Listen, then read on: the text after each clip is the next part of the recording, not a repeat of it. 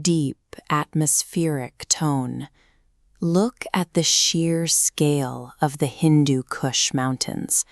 This severe terrain has isolated and protected a nation that consistently outlasted foreign empires. Today, your social media feed paints a very different picture. You see viral videos framing the country as an untouched, ultra-budget hidden gem, promising incredible landscapes for almost $0. We are looking past that curated hype. We need to examine the 99% accurate, data-driven reality of what it actually takes to survive here right now. Every destination requires a trade-off between access and friction. Here, the extreme financial affordability demands an equally steep price in logistical effort and personal safety. Treating this geography as a standard tourist run is a fast track to disaster. Crossing the border requires a highly calculated investment of risk. Because the conditions on the ground are so severe, the hard data means something different depending on your specific intent. This matrix breaks down 3 approaches. First, the armchair learner, seeking objective facts without physical danger. Next, the extreme traveler, with high risk tolerance for untouched access. Finally, the professional, evaluating NGO deployments against the security environment.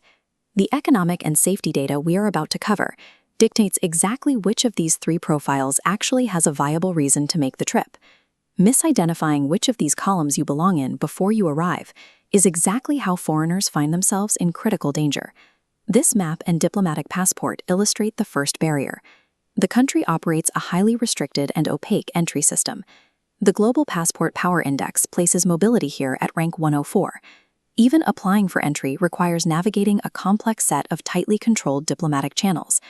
The official rules governing who gets approved shift rapidly and without notice. Applicants must endure immense logistical delays just to get an answer.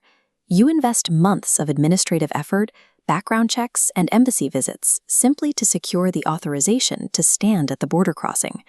Securing that entry stamp is not a guarantee of your physical safety. It is merely the initial filter designed to weed out the casual tourist. This view of Kabul's dense hillside cityscape sets the baseline for the housing environment. If you secure an apartment here, average rent sits between 180 and 250 euros a month. Down at street level, this market stall shows local purchasing power in action.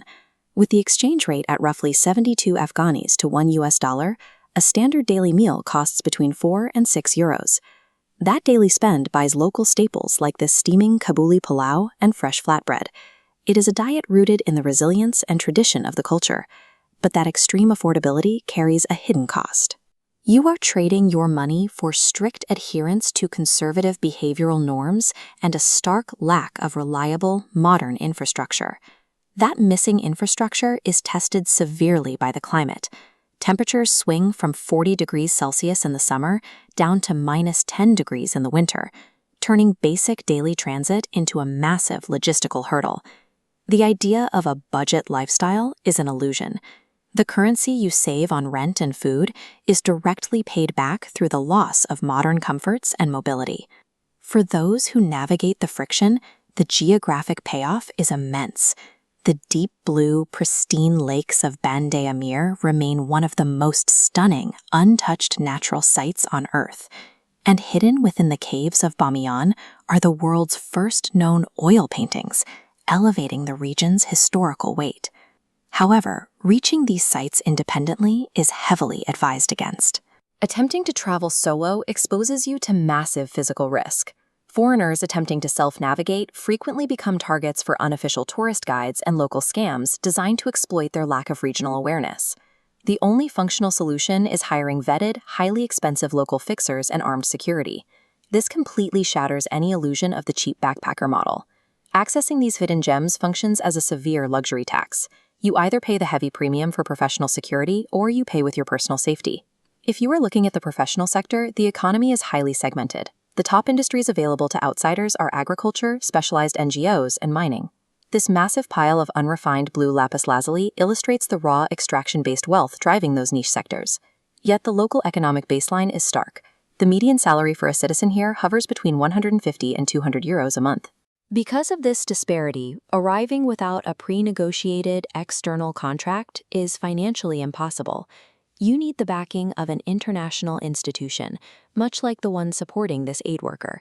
This is not an environment for local opportunism. Survival requires you to bring your own external funding and institutional security. This decision tree synthesizes the data. It weighs the extreme access against the extreme friction to determine your logical next step. For the armchair learner, the verdict is clear. Observe from afar. The cultural insight is high, and you bypass the Rank 104 visa process and physical danger entirely. If you are the extreme traveler, solo budget travel is a do not go. You only proceed with extreme caution if you commit heavy capital to vetted local fixers. For the professional, relying on the 150 euro local economy fails.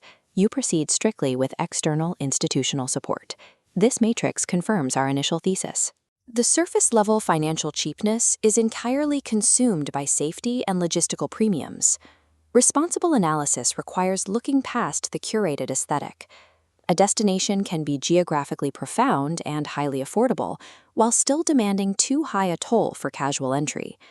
Did this data-driven breakdown shift your perspective on the viral clips you see online? Let us know your thoughts below.